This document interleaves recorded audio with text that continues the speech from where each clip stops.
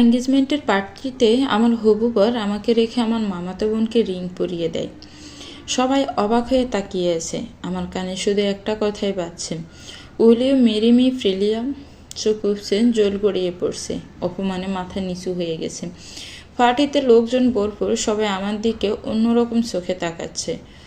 অনেকের মধ্যে অনেক কটূক্তি কানে আসছে। অন্য সময় হলে হয়তো আমি প্রতিবাদ করতাম, কিন্তু এখন চোখের জল ফেলা ছাড়া আর কিছুই করার নেই।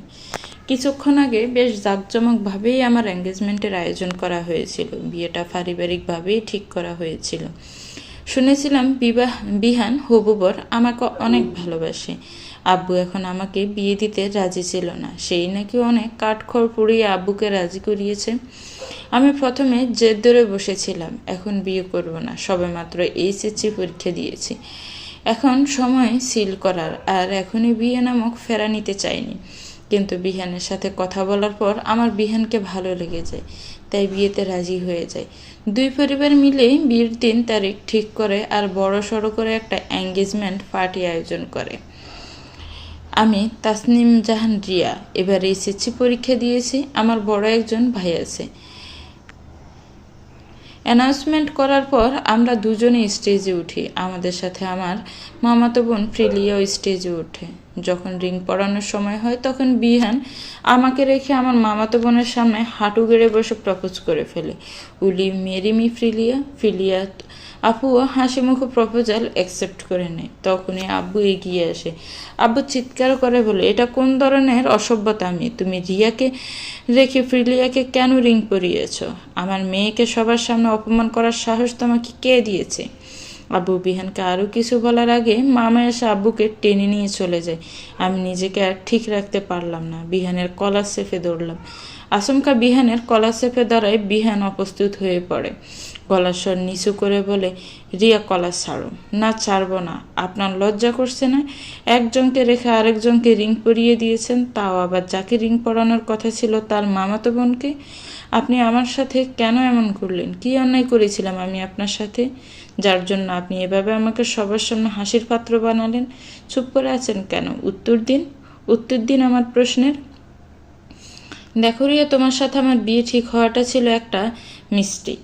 আমি তোমাকে না, তোমার মামাতো বোন ফ্রিলিয়াকে ভালোবাসতাম। তোমার সাথে যে ভুলটা হয়েছে তার জন্য আমি দুঃখিত। অ্যাকচুয়ালি ভুলটা আমার ছিল না, ভুলটা করেছে আমার বন্ধু। ওই ভুল ইনফরমেশন এনে দিয়েছিল, তবুও আমি তোমাকে সরি বলছি। আপনি সরি বলে দিলেন আর সব কিছুর সমাধান হয়ে গেল। আপনি যে আমাকে সবার সামনে হাসির পাত্র বানালেন, আপনি সরি বললে কি সব মিটে যাবে? একটা মেয়ের বিয়ে ভেঙে গেলে সমাজের মানুষ তাকে কোন চোখে দেখে আপনি জানেন? সবাই ভাববে আমার চরিত্রের সমস্যা, তাই আপনি বিয়ে ভেঙে দিয়েছেন। আমার পরিবারের যে মান সম্মান গেছে তা কি আপনি ফিরিয়ে দিতে পারবেন? পারবেন ফিরিয়ে দিতে আমার আগের জীবন? জানি পারবেন না। আপনাদের মতো বড় লোকের ছেলেদের স্বভাব মেয়েদের নিয়ে খেলা, তারপর সরি বলে দেওয়া। আপনারা ভাবেন সরি বললেই সব কিছুর সমাধান হয়ে যায়। আপনাদের মতো ছেলেদের উচিত বিষ খেয়ে মরে যাওয়া। আমার জানেন এখন কি ইচ্ছে হচ্ছে? আপনার মুখে একদলা থুতু ছুঁড়ে মারতে। আফসোস আমি সেটা পারবো না, কিন্তু আমি আপনাকে জীবনেও ক্ষমা করব না, জীবনেও না। আমি বিহানের কলার ছেড়ে দুই পায়ে পিছিয়ে গেলাম। তখনই ভাইয়া এগিয়ে আসে। ভাইয়া রেগে অগ্নিমূর্তি হয়ে আছে। তুই এই ডাফারকে ক্ষমা করবি কি না সেটা আমি জানি না, কিন্তু আমি ওকে ক্ষমা করব না। ওকে আমি পুলিশে দিব, ওর নামে আমি মানহানির মামলা দিব, ওকে আমি জেলের ভাত খাইয়ে ছাড়ব। ভাইয়া বিহানকে ঘুষি মারতে গেলেই আব্বু পিছন থেকে ভাইয়ার হাত ধরে ফেলে। আব্বু, তুমি আমার হাতটা ছাড়ো, আমি ওকে আজ খুন করে ফেলবো। ও আমার কলিজায় হাত দিয়েছে, আমার কলিজার হাত দেওয়ার ফল আমি ওকে বুঝিয়ে দিব। বিহানের সাথে ফিলিয়ারই বিয়ে হবে। আমি আর কারো কোনো কথা শুনতে চাই না। তুমি শুনতে না চাইলেও তোমাকে শুনতে হবে। তোমার হয়তো নিজের মেয়ের প্রতি দরদ নেই, তোমার কাছে তো ফিলিয়াই সব, কিন্তু আমি আমার বোনকে ভালোবাসি। ওর সাথে এত বড় অন্যায় হবে আর সেটা আমি দাঁড়িয়ে দাঁড়িয়ে দেখব? সেটা হতে পারে না। তুমি চুপ করবে? না আব্বু, আজকে তুমি আমাকে চুপ করাতে পারবে না। তোমার এত কিসের দরদ ফ্রিলিয়ার প্রতি? আমার মাঝে মাঝে তো মনে হয় তুমি আমার আর রিয়াকে কুড়িয়ে এনেছো, আর ফিলিয়াই তোমার মেয়ে।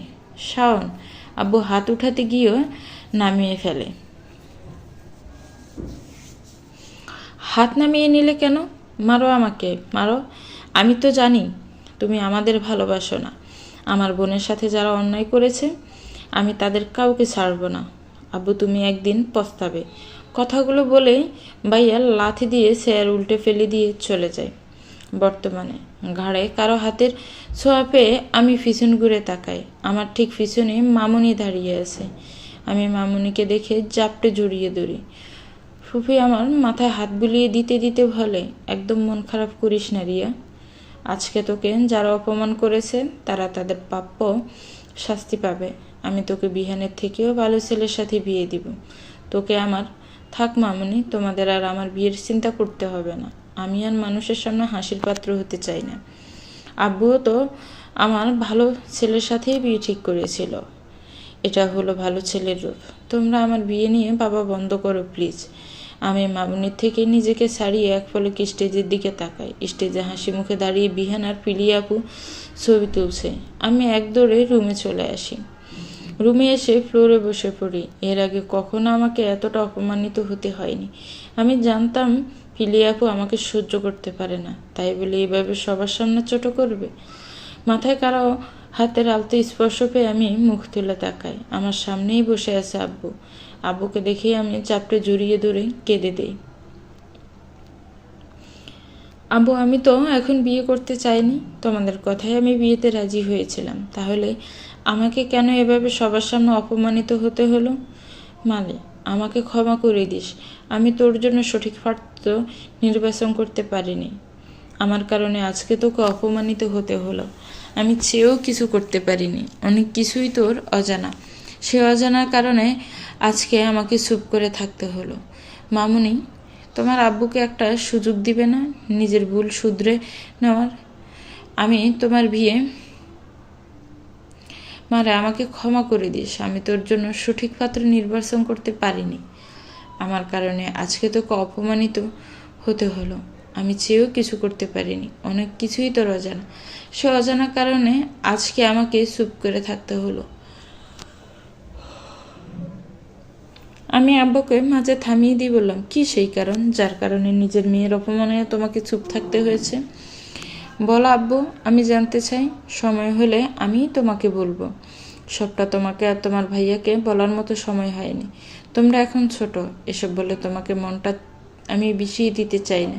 মামনি তোমার আব্বুকে একটা সুযোগ দিবে না নিজের ভুল শুধরে নেওয়ার? আমি তোমার বিয়ে রুদ্রের সাথে ঠিক করেছি, তুমি আপত্তি করো না। শেষবারের মতো তোমার আব্বুকে একটা সুযোগ দিয়ে দেখো। রুদ্রই তোমার জন্য বেস্ট। রুদ্র ভাইয়ের কথা শুনে আমি ছিটকে আব্বুর কাছ থেকে দূরে সরে যাই। আব্বু পাগল হয়ে গেছে নাকি? রুদ্র ভাইয়ের মতো একটা জড় বস্তুর সাথে আমার বিয়ে দিতে চাইছে? অনুভূতিহীন একটা মানুষ। জীবনে কোনোদিন হাসতে দেখিনি। মুখটা সবসময় বিজ্ঞদের মতো গম্ভীর করে রাখে। আব্বু তুমি এসব কি বলছো? আমার সাথে রুদ্র ভাইয়ের বিয়ে? এটা সম্ভব? ওনার সাথে আমার যায় না। ওনার আর আমার মাঝে আকাশ পাতাল তফাৎ। উনি যদি হন দক্ষিণ মেরু, তাহলে আমি হব উত্তর মেরু।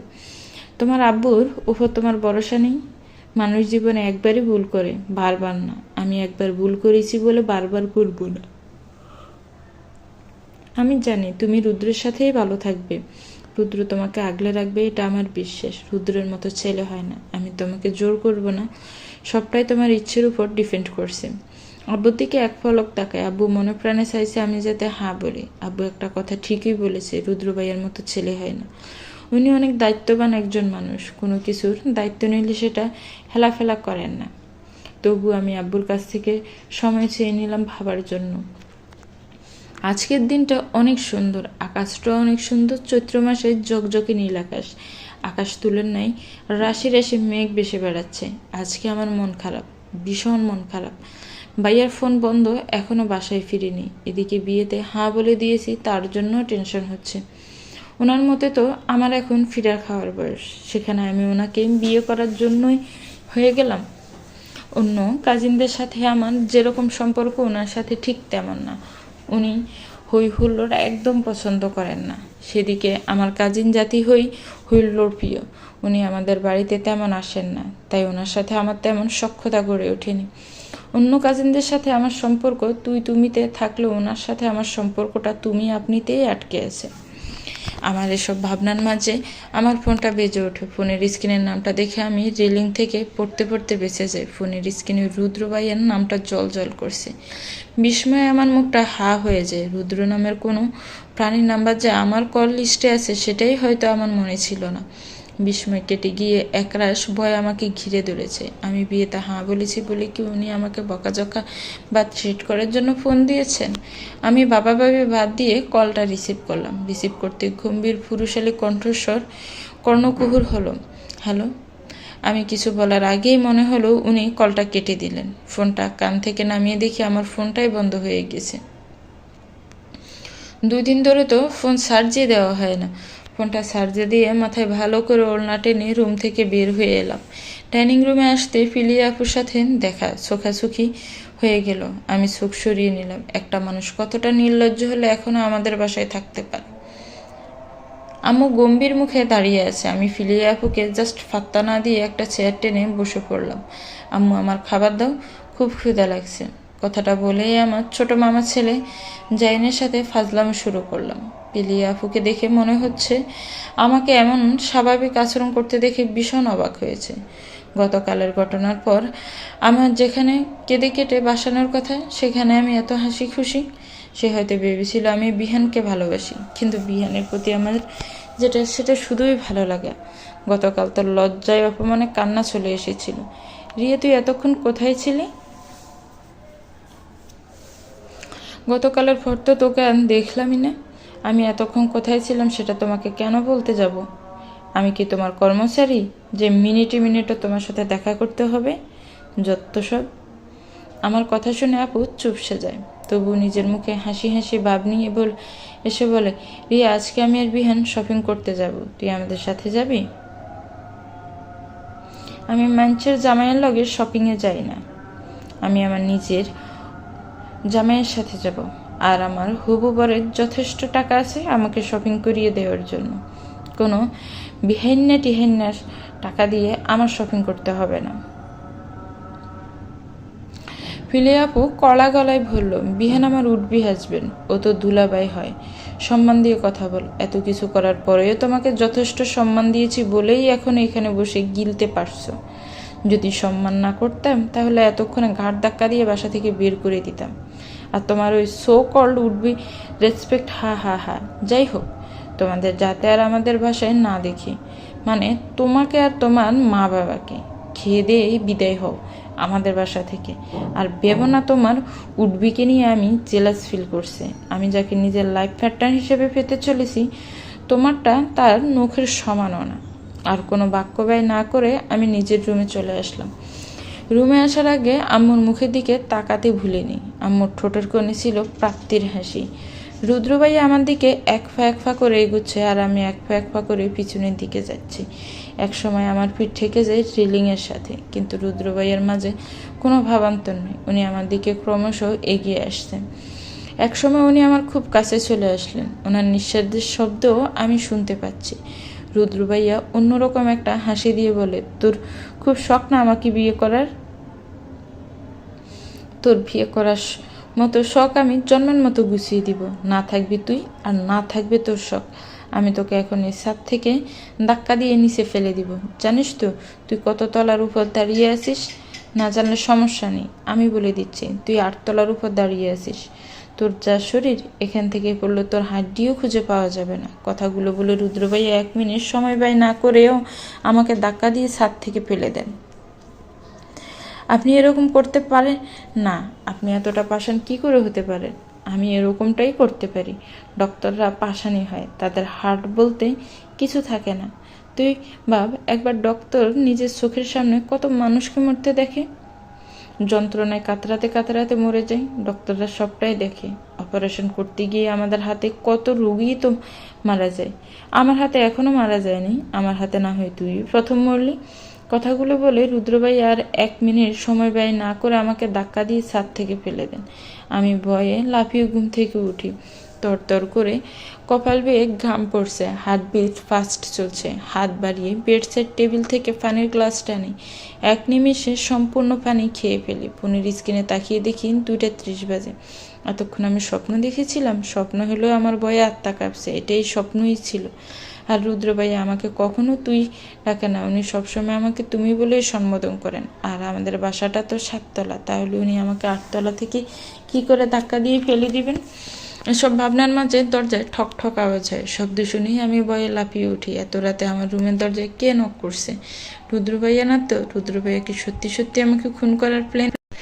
উনি কি আমাকে ছাদ থেকে ফেলে দেওয়ার জন্য এসেছেন? দরজার ওপাশ থেকে ভাইয়ের গলার আওয়াজ শুনে বুঝলাম রুদ্র ভাইয়া না, ভাইয়া এসেছে। আমি লাফিয়ে বিছানা থেকে নামলাম, দ্রুত গিয়ে দরজা খুলে দিলাম। ভাইয়াকে কিছু বলতে না দিয়েই আমি প্রশ্ন করলাম, তুমি গতকাল থেকে কোথায় ছিলে? আর তোমার ফোন বন্ধ কেন? আমরা কত টেনশন করছিলাম জানো? ভাইয়া আমার প্রশ্নের উত্তর না দিয়ে পাল্টা প্রশ্ন করে, তুই বিয়েতে রাজি কেন হলি? মানে? ভাইয়া আমার হাত ধরে বিছানায় নিয়ে এসে বসায়, আমার সামনে 2 হাঁটু বাজ করে ফ্লোরে বসে। আমার হাত দুটো নিজের হাতের মুঠোয় ফুড়ে নিয়ে বলে, তুই কি এই বিয়েতে নিজের ইচ্ছে রাজি হয়েছিস, নাকি আব্বু আম্মু জোর করেছে? দেখ, আমাকে একদম মিথ্যা বলার চেষ্টা করবি না, একদম সত্যিটা বলবি। তোর যদি এই বিয়ে করার ইচ্ছে না থাকে তাহলে কারো সাধ্য নেই তোকে এখানে বিয়ে দাও। আমি জানি রুদ্রভাই একজন দায়িত্ববান এবং একজন ভালো মানুষ, ওনার কাছে তুই সুখীই হবি। তবুও এবার যা হবে সব তোর ইচ্ছেতেই হবে। তোর ইচ্ছের বাইরে তোকে কেউ জোর করতে পারবে না। তুই যে ডিসিশন নিস না কেন, মনে রাখিস তুই সবসময় আমাকে তোর পাশে পাবি। এবার বল, তোকে কি কেউ জোর করেছে এই বিয়ে করার জন্য?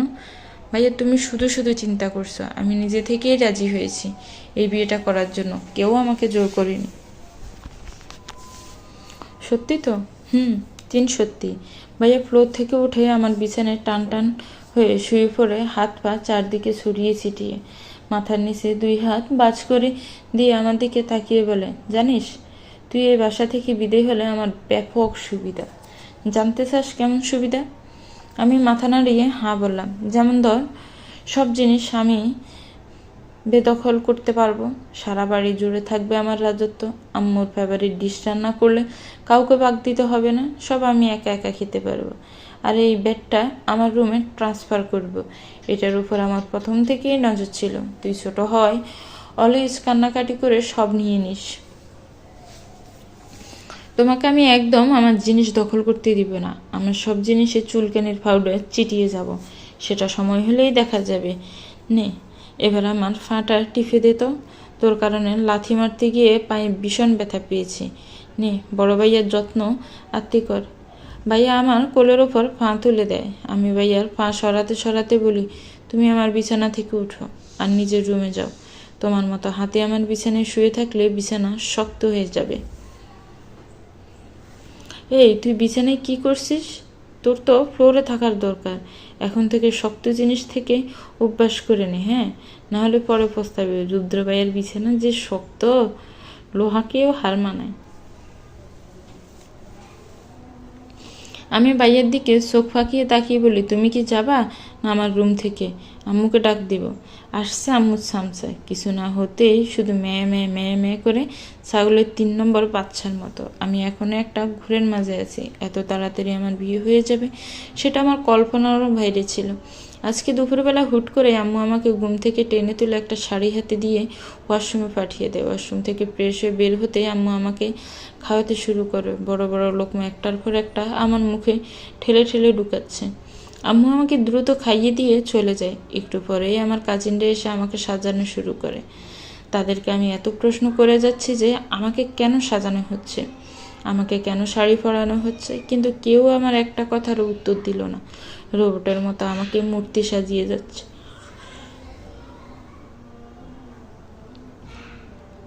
সাজানো শেষে আমাকে ড্রয়িং রুমে নিয়ে যাওয়া হলো। ড্রয়িং রুমের সোফার দিকে তাকাতে আমি চক্ষু সড়ক গাছ। রুদ্র রঙের পাঞ্জাবি পরে গম্ভীর মুখে বসে আছেন রুদ্র ভাইয়া।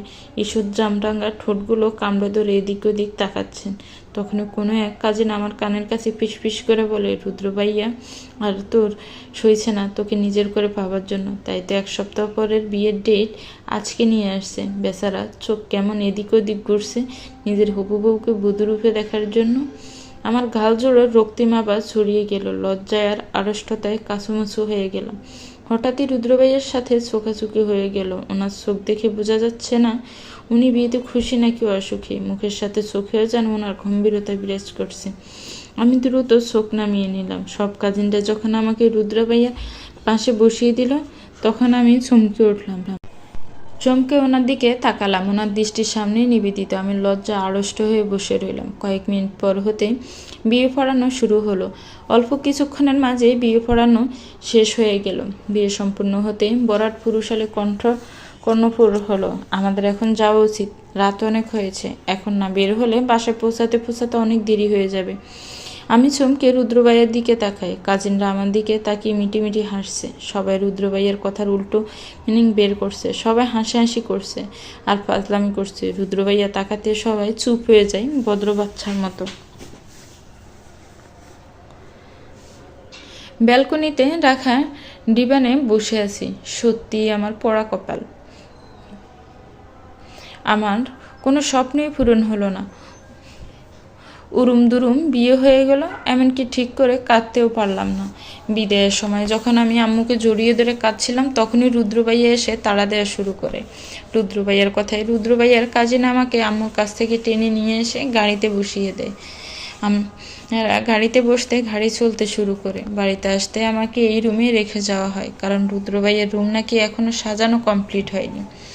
এই বাসার প্রতিটি কোনো আমার না হবেই বা না কেন, ফুফির বাসা বলে কথা। কিছুক্ষণ আগেই হৃদি আপু আমাকে রুদ্রভাইয়ের রুমে বসিয়ে রেখে গেছে। হৃদি আপু রুদ্রভাইয়ের বড় বোন। বিয়ে হয়েছে 5 বছর।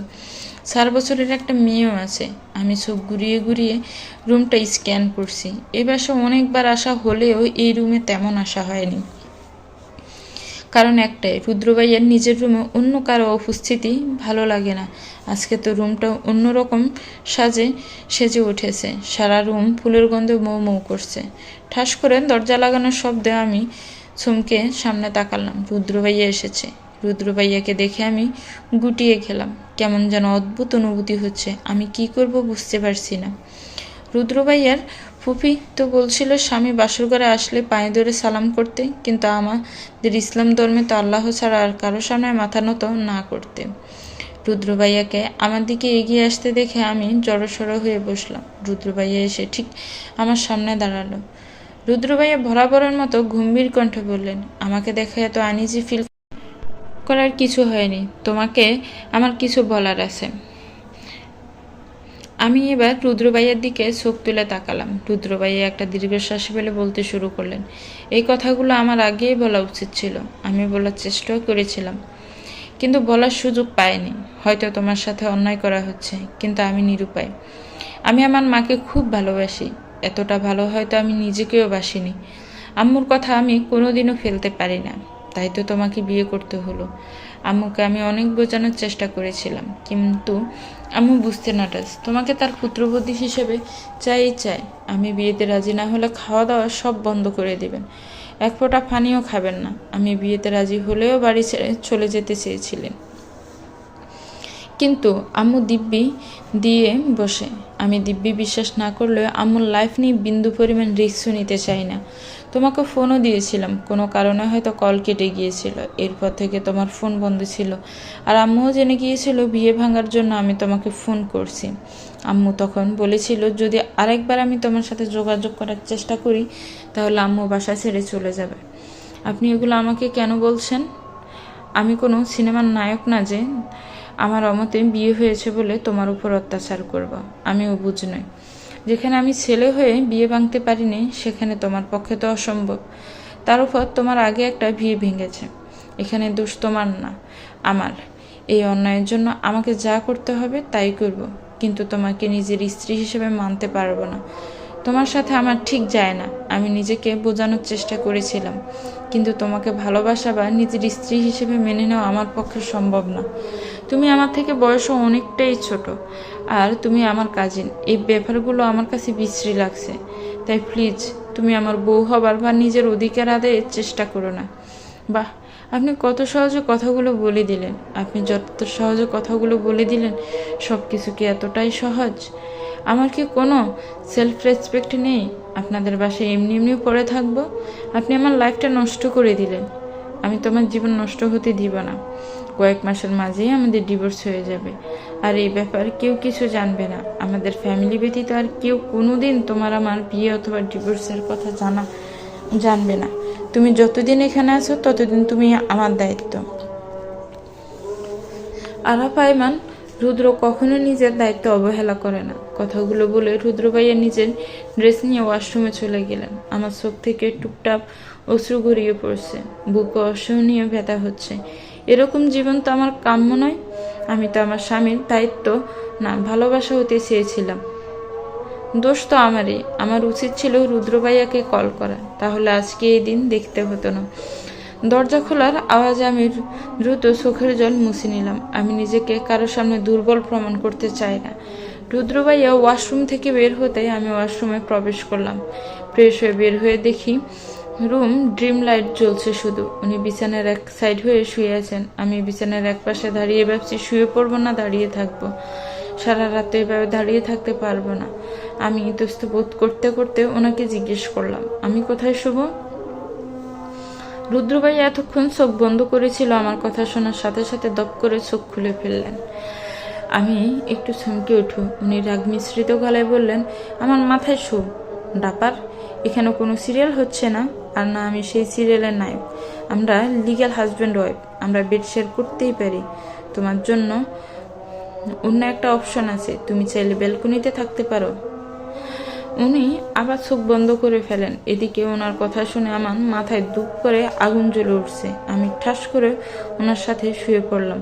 সাথে সাথেই তিনি সিটকে সরে গেলেন আর মৃদু চিৎকার করে বললেন, পাশে শুতে দিয়েছি বলে আমাকে শোয়ার মতো দুঃসাহস দেখিও না। তোমার শরীর যদি একটু আমার শরীরে স্পর্শ করে তাহলে সোজা বাপের বাড়ি রেখে আসবো। এই যে শুনুন, আরেকটা কথা বললে রুম থেকে বের করে দিব। সকাল সকাল ঘুম ভেঙে গেল। বিছানা ছেড়ে উঠতে গিয়েও টান অনুভব করি। পিছনে তাকিয়ে দেখি রুদ্র ভাইয়ের পিঠের নিচে আমার ওড়না ধরে টান দিলাম, কাজ হলো না। আমি ওনারকে ডাকা শুরু করলাম, রুদ্র ভাইয়া, রুদ্র ভাইয়া, এই রুদ্র ভাইয়া। এই মেয়ে, এভাবে সানের মতো চিৎকার করছো কেন? আমি কানে কালা নই, আস্তে ডাকলেও শুনতে পাবো। বলো কেন রেখেছো? আপনার পিঠের নিচে আমার ওড়না ছিল রুদ্র ভাইয়া। আরেকবার যেন তোমার মুখে বাইয়া না শুনি। আমাদের সম্পর্কটা কেমন সেটা তুমি শুধু আমাদের মাঝে সীমাবদ্ধ থাকবে। আম্মু না যেন জানতে পারে, বলে দিলাম। ড্রয়িং রুমে আসতেই আমি চমকে উঠি। ড্রয়িং রুমের সোফায় বসে আছে বিহান। আমার মনে ঘুরপাক খাচ্ছে একটা প্রশ্নে, বিহান এখানে কি করছে?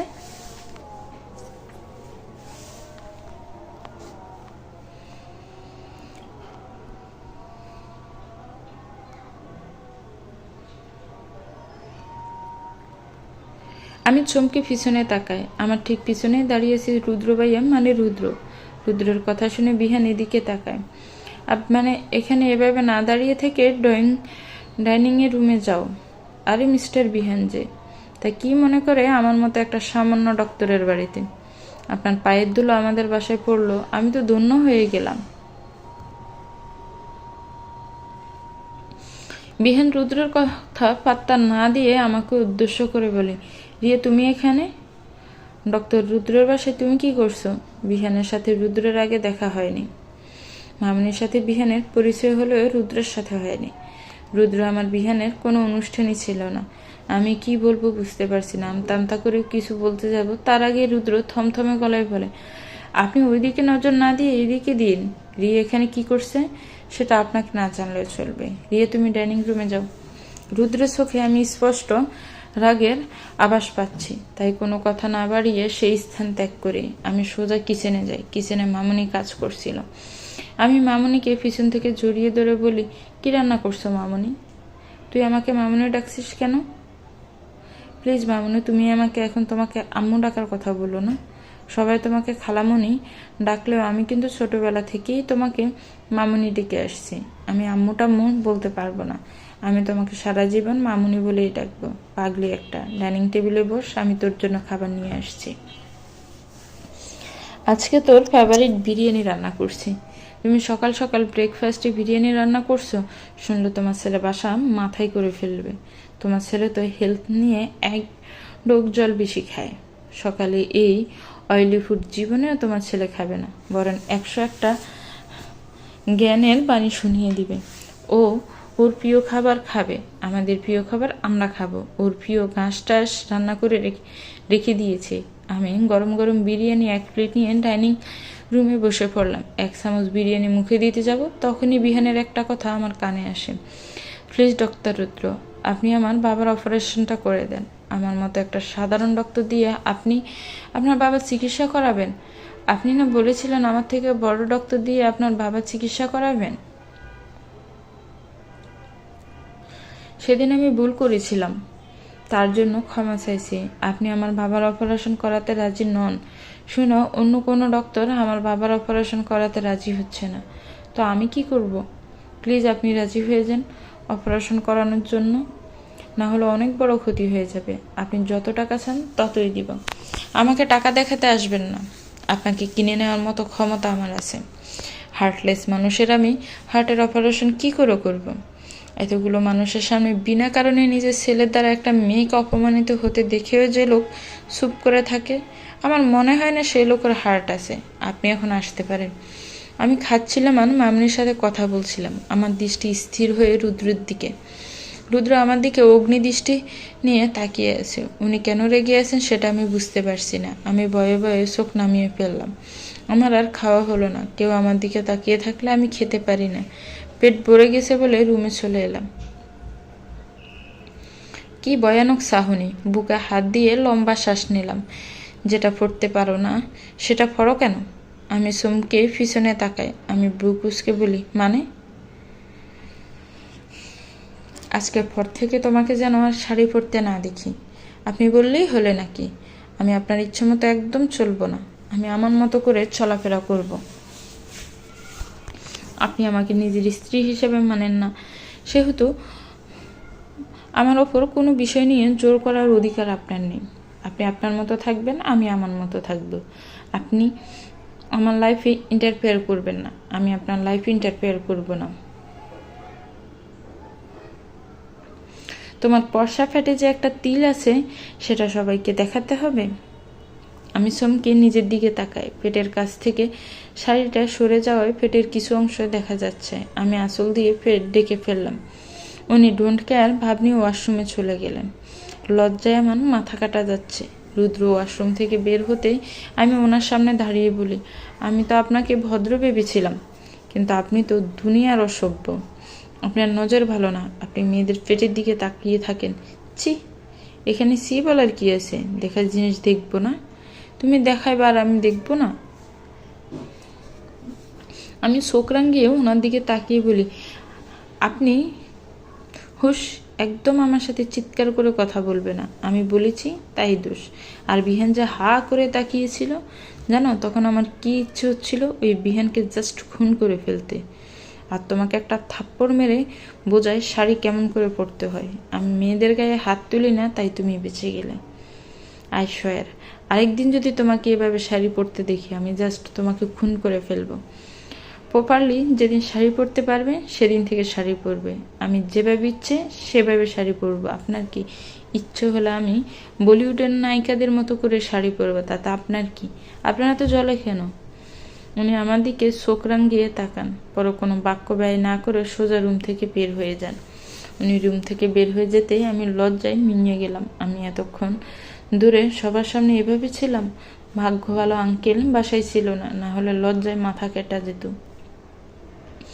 বিহানের ওপর ভীষণ রাগ হচ্ছে, ইচ্ছে করছে ওই লুচ্ছাটার মাথা ফাটিয়ে দিতে। রাত 12টা বেজে 30 মিনিট, এখনও রুদ্র বাসায় ফেরেনি। মামুনি আর আঙ্কেল সোফায় বসে আছেন। আমি রুমে পায়চারি করছি। রুদ্র কখনোই এত দেরি করে বাসায় ফিরেন না।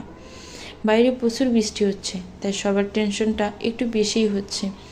এদিকে রুদ্র ফোনও বন্ধ। হিমশীতল বাতাস বারবার শরীর ছুঁয়ে দিচ্ছে, ঠান্ডা বাতাসে বারবার কেঁপে উঠছে। বাসার নিচে সিএনজি থামার শব্দ শুনে দৌড়ে বেলকনিতে যায়। একটা লোক সিএনজি থেকে নামলো। অন্ধকারের জন্য লোকটাকে দেখা যাচ্ছে না, তবে লোকটার অভাবে বোঝা যাচ্ছে এটা রুদ্র। কিন্তু রুদ্র গাড়ি রেখে সিএনজি দিয়ে কেন আসবে? লোকটা বাসার ভিতর প্রবেশ করলো। আমি দৌড়ে ড্রয়িং রুমে গেলাম। ঠিক তখনই কলিং বেল বেজে উঠলো। আমি দৌড়ে গিয়ে দরজা খুলে দিলাম। দরজার সামনে ভিজে অবস্থায় দাঁড়িয়ে আছে রুদ্র। রুদ্র ফ্রেশ হয়ে ডাইনিং রুমে আসতে মামুনি প্রশ্নের ঝড় তুলে দেয়। প্রশ্নগুলো আগেই করতে চেয়েছিল, কিন্তু আঙ্কেল থামিয়ে দিয়েছিল, কারণ তখন রুদ্র ভিজে জুবুথুবু অবস্থায় ছিল। বাসায় আসতে তোর এত দেরি হলো কেন? তোর ফোন বন্ধ ছিল কেন? তুই বাসায় ভিজে ফিরলে কেন? রিয়া বলল তুই নাকি বাসায় সিএনজি দিয়ে এসেছিস, তোর কোনো বিপদ হয়েছিল নাকি? রুদ্র মামুনিকে জড়িয়ে ধরে বলে, রিল্যাক্স আম্মু, আমার কোনো বিপদ হয়নি। হসপিটাল থেকে বের হতেই বৃষ্টি শুরু হয়ে যায়। মাঝ রাস্তায় আসতে গাড়ি নষ্ট হয়ে যায়। গাড়িতে কোনো ছাতা ছিল না। দৌড়ে গিয়ে সামনের নিচে আশ্রয় নেই। দৌড়ে যাওয়ার সময় ফোন পকেট থেকে রাস্তায় পড়ে যায়। ফোন ভিজে একাকার হয়ে যায়, তাই আর ফোন অন হয়নি। অনেকক্ষণ অপেক্ষা করার পর একটা সিএনজি পাই, আর সেই সিএনজি করে বাসায় আসলাম। তুই গাড়িতে বসে থাকলেই পারতি, তাহলে তো আর ভিজতে হতো না। এখন যদি জ্বর আসে, তোর জ্বর তো ভয়ানক, একবার আসলে সহজে ভালো হতে চায় না। উফ আম্মু, তুমি বোকাদের মতো কথা বলছো কেন? গাড়িতে বসে থাকলে সিএনজি কি করে দাঁড় করাতাম? ছাউনিতে এসে না দাঁড়ালে সারা রাত আমাকে গাড়িতেই কাটিয়ে দিতে হতো। উনি কথা বলছেন আর আমি ওনার দিকে একদৃষ্টিতে তাকিয়ে আছি। কেন জানি ওনার দিকে তাকিয়ে থাকতে ভালো লাগছে। আমার নজর যাচ্ছে বারবার ওনার কানের পাশের তিলটার দিকে। তিলটা যেন আমাকে নিজের দিকে টানছে। পরক্ষণেই আমি নিজের চোখ সরিয়ে নিই। কোনো মিথ্যে মায়ায় আমি নিজেকে বাঁধতে চাই না। ইতিমধ্যে রুদ্রের গা বেশ গরম হয়ে গেছে। তার যে ভয়ানক জ্বর হবে তাতে কোনো সন্দেহ নেই। রুদ্রের জ্বর উঠলে বাচ্চাদের মতো হয়ে যায়, আউট অফ কন্ট্রোল হয়ে যায়। নিজে কি করে নিজেই বুঝতে পারে না। কিয়ৎক্ষণ পূর্বে গা কাঁপানোর জ্বর ওঠে। জ্বরের ঘুরে কি যেন বিড়বিড় করছে। রুদ্রকে একটা প্যারাসিটামল খাইয়ে দেয়। হুট করে রুদ্র নিজের মাথা আমার কোলের উপর রাখে। আমি চমকে উঠে। আমাকে আরও চমকে দিয়ে রুদ্র আমার কোলে মুখ গুজে দেয়। কেমন অদ্ভুত অনুভূতি হচ্ছে। হঠাৎই রুদ্রের কান্নার শব্দ আমার কর্ণকুহুর হয়। আজকে যেন আমার অবাক হবার দিন। রুদ্র একের পর এক অবাক করে যাচ্ছে আমাকে। হঠাৎ রুদ্রের বলা কিছু কথা স্পষ্টভাবে আমার কর্ণকুহুর হলো। রিয়া, আমি কি খুব খারাপ? আমাকে কি ভালোবাসা যায় না? আমি কি কারো ভালোবাসার পাওয়ার যোগ্য নই? আমি যাকে ভালোবাসি সেই আমাকে ছেড়ে চলে যায়। আমি ওকে অনেক ভালোবাসতাম, বিশ্বাস করো, সত্যিই আমি ওকে অনেক ভালোবাসতাম। কিন্তু ও আমার ভালোবাসাটা বুঝলো না। আমার ভালোবাসার কোনো মূল্যই ওর কাছে ছিল না। আমাকে রেখে অন্য একজনকে বিয়ে করে ফেললো। আমার ভালোবাসাটা ছুড়ে ফেলে দিয়ে ও অন্য একজনের হাত ধরে চলে গিয়েছিল। এই কারণেই আমি বিয়ে করতে চাইনি। এখন আমার কাউকে ভালোবাসতে ভয় করে, কাউকে বিশ্বাস করতে পারি না। ভালোবাসলে যদি আমাকে ছেড়ে চলে যায়। চাইনি আমি কারো মায়ায় জড়াতে, কিন্তু না চাইতেও জড়িয়ে যায় একজনের মায়ায়। কাঁদলেও যে কাউকে এত সুন্দর লাগে সেটা আমি আগে জানতাম না। হঠাৎই মেয়েটার কান্না বন্ধ হয়ে যায়। মেয়েটা কান্না বন্ধ হয়ে যাওয়ায় আমার একটুও ভালো লাগেনি। ইচ্ছে করছিল মেয়েটাকে চিমটে দিয়ে কাঁদিয়ে দেই বা চকলেট দেখিয়ে বলি, বাবু তুমি আরও কাঁদো, কাঁদলে তোমাকে চকলেট দিব। ওনার কথা শুনে আমি খিলখিলিয়ে হেসে দিই। হঠাৎ এভাবে হেসে দেওয়ায় হয়তো উনি বিরক্তি বোধ করলেন। উনি বিরক্ত হয়ে বললেন, একদম হাসবে না, আমার সামনে হাসবেও না, কাঁদবেও না। তুমি হাসলেও বিরক্ত হয়ে যায়, কাঁদলেও বিরক্ত হয়ে যায়। তোমাকেই আমার ভালো লাগে না, চলে যাও আমার জীবন থেকে। আমার জীবন থেকে অনেক দূরে চলে যাও। আমি আর কাউকে ভালোবাসতে চাই না, কাউকে না। কাউকে ভালোবাসলে এক বুক কষ্ট সহ্য করার মতো ক্ষমতা থাকতে হবে। সেই ক্ষমতা আমার নেই। তোমাকে ভালোবাসার পর যদি তুমি আমাকে ছেড়ে চলে যাও, আমি ভেঙে চুরমার হয়ে যাব। আমার কোনো অস্তিত্বই থাকবে না। আমি চাই না আর কেউ আমাকে ভেঙে দিক। তুমি চলে যাও। আগে ওনার আর কোনো কথা আমার কর্ণকুহুর হলো না। ওনার শরীর তাপমাত্রা অস্বাভাবিক মাত্রায় বেড়ে চলেছে। কি করব কিছুই বুঝতে পারছি না। আমি দৌড়ে গেলাম মামুনিদের রুমের দিকে। বেশ কয়েকবার নক করার পরই মামুনি দরজা খুলে দেয়। মামুনি উৎকণ্ঠ হয়ে জিজ্ঞেস করে, রুদ্রের জ্বর এসেছে না? আমি মাথা নাড়িয়ে হ্যাঁ বললাম। তৎক্ষণাৎ মামুনি ছুটলেন আমাদের রুমের দিকে। আমি আর আঙ্কেলও পিছনে আছি। মামুনি রুদ্রের মাথায় জল পট্টি দিচ্ছে। আমি কম্বল বের করে ওনার গায়ে জড়িয়ে দিলাম। আঙ্কেল অনবরত ফোন করে চলেছে। অ্যাট লাস্ট আঙ্কেলের এক বন্ধু ফোন রিসিভ করলো। উনি মাত্রই হসপিটালের ডিউটি শেষে বাসায় ফিরছিলেন। উনি এখনই আসছেন। কিছুক্ষণ আগে ডক্টর আঙ্কেল রুদ্রকে চেক আপ করে মেডিসিন দিয়ে গেছেন। আর ভুলে গেছেন জলপট্টি দিতে। জ্বর একটু কমতে আমি মামুনি আর আঙ্কেলকে জোর করে নিজেদের রুমে পাঠিয়ে দিই। ওনাদের দুজনেরই হাই প্রেশারের সমস্যা, বেশি রাত জাগলে অসুবিধা হবে। আমি রুদ্রর মাথায় জলপট্টি দিচ্ছি। ওনাকে এখন একটা অবলা শিশুর মতো দেখা যাচ্ছে, চোখ মুখ শুকিয়ে গেছে, মনে হচ্ছে কতদিনের অভুক্ত। হঠাৎই উনি ঠোঁট উল্টে দিলেন বাচ্চাদের মতো। ওনার ঠোঁট উল্টানো দেখে আমি হেসে দিলাম। কারো তীক্ষ্ণ কণ্ঠের আওয়াজে ঘুম থেকে হুড়মুড়িয়ে উঠলাম। রুদ্র আমার দিকে অগ্নিদৃষ্টি নিক্ষেপ করে আছে। ঘুমের রেশ এখনো পুরোপুরি কাটেনি, কিন্তু ওনার বাজ খাই গলা শুনে ঘুম বাবাজি উড়াল দিল।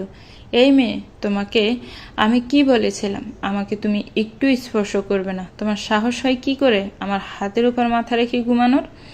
আমার ঠেকা পড়ে নাই আপনার হাতের উপর মাথা রেখে ঘুমানোর। আপনি আমার হাত ধরে রেখেছিলেন, তাই বাধ্য হয়ে এখানে শুতে হয়েছে। উনি এবার নিজের হাতের দিকে তাকালেন। হাতের দিকে তাকিয়ে উনি অপ্রস্তুত হয়ে পড়লেন, কারণ উনি এখনো আমার হাত ধরে রেখেছেন। উনি তাড়াতাড়ি আমার হাত ছেড়ে দিলেন। হাত ছেড়ে দিয়ে আমতা আমতা করে বললেন, আমি মোটেও তোমার হাত ধরিনি। তুমি নিজে আমার হাতের মাঝে তোমার হাত গুজে দিয়েছ। এবার প্রচণ্ড রাগ হলো। সারা রাত জেগে বাংলা সিনেমার নায়িকার মতো ওনার সেবা করলাম, আর উনি সকাল হতেই বাংলা সিনেমার নায়কের মতো ফালতি খাচ্ছেন। তা তো আমি মোটেও হতে দিব না। আমি তো এত সহজে ছেড়ে দিব না। আপনিই আমার হাত ধরেছিলেন, আমি না। আরও কত কিছু করলেন। উনি সিরিয়াস হয়ে বললেন, কি করেছি আমি? আপনি বুঝতে পারছেন না? না, আমি বুঝতে পারছি না, তুমি বলো। আমি এবার চুপ করে থাকলাম। উনি এবার ধমক দিয়ে বলে উঠলেন, চুপ করে আসো কেন? Answer me. কি হয়েছিল? আমি নিজের হাসি চেপে রেখে বললাম, আমি বলতে পারবো না, আমার লজ্জা লাগে। কথাটা বলে মুখে হাত দিয়ে ডেকে দৌড়ে রুম থেকে বের হয়ে আসলাম। রুম থেকে বের হয়েই হেসে দিলাম। আর ওনার মুখটা দেখার মতো ছিল। মামনি শামুক পিঠা বানাচ্ছে আর আমি পাশে বসে আছি। তখন যে রুম থেকে বের হয়েছিলাম আর রুমে যায়নি। রুদ্র তখনকার মুখটা মনে পড়লেই হাসি পায়। মুখটা দেখার মতো হয়েছিল, কেমন অপরাধীর ন্যায় বসেছিল। আমাকে রুমে নিয়ে যাওয়ার জন্য উনি অনেক বাহানা করেছেন, কিন্তু কোনো কাজ হয়নি। আমি তো ওনাকে আজ সারাদিন জ্বালাবো। রাতে কি হয়েছিল তা তো বলবো না। হঠাৎই মাথায় এলো রুদ্রের বলা রাতের কথাগুলো। উনি কাকে ভালোবাসতেন? নাম কি ছিল মেয়েটার? কি হয়েছিল? সবটা জানতে হবে। ওনাকে জিজ্ঞেস করলে তো উনি কিছুতেই বলবেন না। মামনি তো নিশ্চয়ই জানে। মামনি, তোমাকে একটা কথা বলার ছিল। তো বল, জিজ্ঞেস করার কি আছে? রুদ্র কাকে ভালোবাসত? মামনির মুখটা কালো হয়ে যায়, ঠোঁটের কোণের হাসিটা মিলিয়ে যায়। চুপ করে আছে মামনি। কি হলো মামনি, চুপ করে আছো কেন? তোকে এসব কে বলেছে? রুদ্র গতকাল ঝড়ের ঘরে বিড়বিড় করছিল। বল না আমাকে, রুদ্র কাকে ভালোবাসত? নাম কি সেই মেয়ের? ওই মেয়ের নাম আমি মুখেও নিতে চাই না। ঘৃণা করে ওই নাম শুনলে, বিষের চেয়েও বিষাক্ত লাগে। ওই মেয়েটা আমার ছেলের মুখের হাসি কেড়ে নিয়েছে। আমার প্রাণবন্ত ছেলেটাকে রোবট বানিয়ে দিয়েছিল। মেয়েটার নাম অরি। আমি তোকে আর কিছু বলবো না, তুই নিজে সবকিছু রুদ্রের কাছ থেকে জানবি। যেদিন ওই মেয়েটার বিয়ে ছিল সেদিন রুদ্র আমাকে জড়িয়ে ধরে বাচ্চাদের মতো কেঁদেছিল। এরপর থেকে আমি আমার ছেলেটাকে কখনো কাঁদতেও দেখিনি, হাসতেও দেখিনি। কেমন জানি হয়ে গিয়েছিল। তুই পারবি না আমার ছেলেটাকে আগের মতো করে দিতে? পারবি না ওর মুখের হাসি ফিরিয়ে দিতে? আমি জানি না তোমার ছেলেকে আগের মতো করে দিতে পারবো কিনা, তবে আমি চেষ্টা করব। রিয়া, একটু শুনে যাও তো। রুদ্রের ডাক শুনে আমি আর মামনি দুজনে চমকে উঠি। আমার ঠোঁটের কোণে শয়তানি হাসি ফুটে ওঠে। আমি নিজের হাতে নিজে একটা কামড় দিলাম। কি করছিস সেসব? তোমার ছেলেকে মজা দেখিয়ে আসছি। মাথায় ওড়নাটা ভালো করে টেনে লজ্জা লজ্জা মুখ করে রুমের উদ্দেশ্যে পা বাড়ালাম। রুমে এসেই দেখি উনি বিছানায় বসে মাথার চুল টেনে ধরেছেন আর কি যেন বিড়বিড় করে বলছেন। আমি গিয়ে ওনার সামনে দাঁড়াই। আপনি আমাকে ডেকেছিলেন? আমার কথা শুনে উনি চমকে ওঠেন, বসা থেকে উঠে দাঁড়িয়ে যান। উনি এদিক ওদিক তাকিয়ে নিজেকে একটু তাতস্থ করে নিলেন। আমার দিকে তাকিয়ে হালকা কেসে বললেন, আমাদের মাঝে কিছু হয়নি। I am right. ওনার কথাটা শুনে আমি লজ্জাবতী ললিতার ন্যায় নুইয়ে গেলাম। কপালে পড়ে থাকে এলোমেলো চুলগুলো সমর্পণে সরিয়ে দিলাম। চুল সরানো তো একটা বাহানা ছিল। আমি তো ওনাকে হাতের দাগটা দেখাতে চেয়েছিলাম। উনি আমার হাতের দাগটা খেয়াল করলেন। উনি খপ করে হাতটা চেপে ধরলেন। কিয়ৎক্ষণ উনি আমার হাতের দিকে তাকিয়ে রইলেন। উনি ফট করে বলে উঠলেন, এটা তোমার কামড়ের দাগ, তুমি নিজেই নিজের হাতে? কথাগুলো বলতে বলতে হঠাৎ উনি থেমে গেলেন। উনি আমার গলার দিকে তাকিয়েছেন। আমি ওনার দৃষ্টি অনুসরণ করে গলার দিকে তাকালাম। গলার দিকে তাকাতেই চমকে উঠলাম। পরক্ষণেই মনে পড়লো, এটা তো আমার মুখের আঁচড়। গলা চুলকাতে গিয়ে আঁচড় লেগে গিয়েছিল, কিন্তু উনি তো অন্য কিছু ভাবছেন। আমি আর একটু লজ্জা পাওয়ার বান করলাম। উনি পট করে আমার হাতটা ছেড়ে দিলেন। ওহ শিট, আমি আমি উনি কিছু একটা বিড়বিড় করে বলতে বলতে রুম থেকে বের হয়ে গেলেন। সবাই একসাথে লাঞ্চ করছি। উনি মাথা নিচু করে এক মনে খেয়ে যাচ্ছেন, কোনো দিকে তাকাচ্ছেন না। আমি ওনার দিকে তাকিয়ে মিটি মিটি হাসছি আর খাচ্ছি। আজকে তো রুদ্র আর রিয়াদের বাড়িতে যাওয়ার নিয়ম। আঙ্কেলকে থামিয়ে দিয়ে মামুনি বলে উঠল, ওরা যাবে কি করে? রুদ্রের এত জ্বর, বিয়ের পরে যদি একা যাওয়া যেত তাহলে আমি রিয়াকে দিয়ে আসতাম, কিন্তু এখন তো একা যাওয়া যাবে না, দুজনকেই একসাথে যেতে হবে।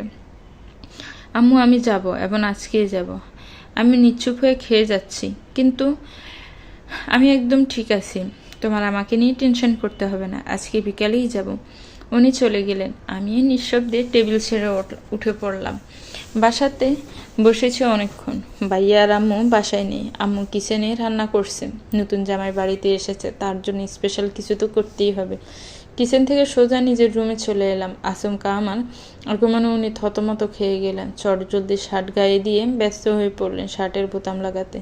আমি এক পা করে এগিয়ে যাচ্ছি। ওনার ঠিক সামনে গিয়ে দাঁড়ালাম। ওনার শার্টের বোতাম লাগাতে বললাম, আমাকে দেখে এত লজ্জা পাওয়ার কি আছে? আমিই তো, আপনার সব তো আমার দেখাই হয়ে গেছে।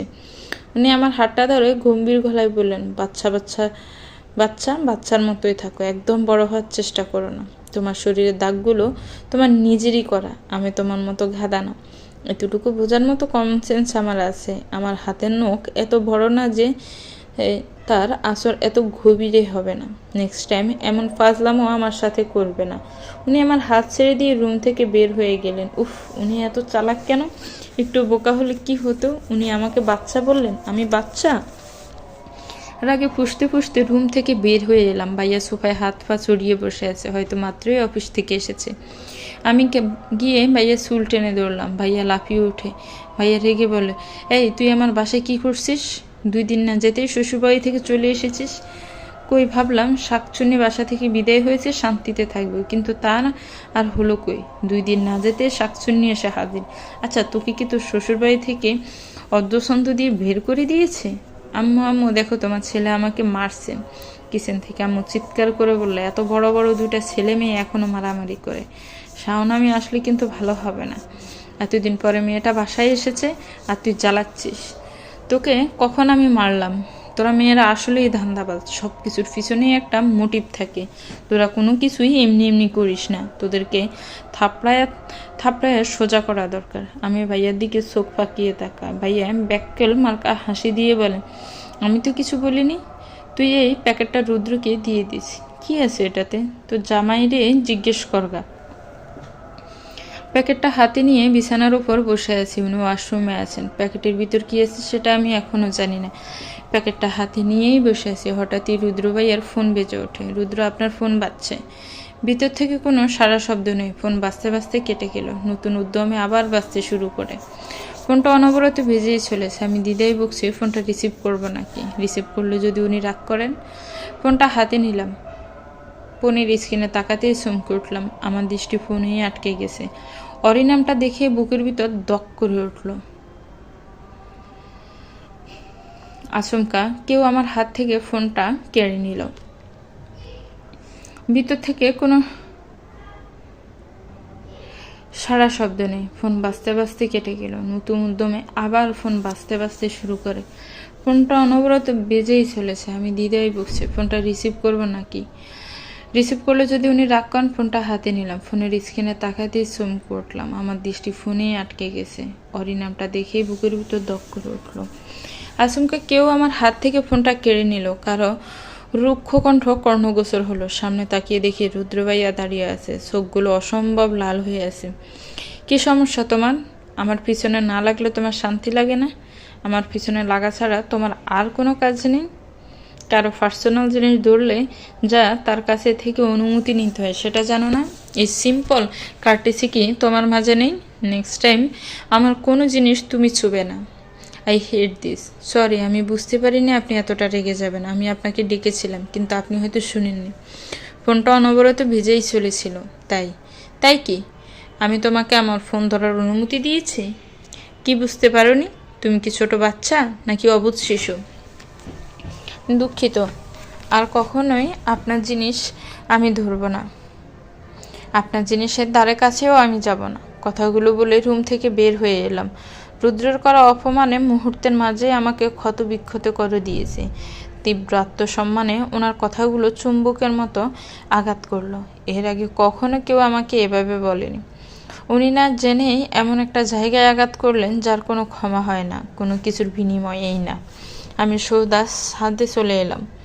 চোখ দুটো জ্বলছে, কিন্তু আমি কাঁদব না। কার জন্য কাঁদব? যার কাছে আমার কোনো মূল্যই নেই। কান্না মানেই দুর্বলতা। আমি কারোর সামনে দুর্বল হব না।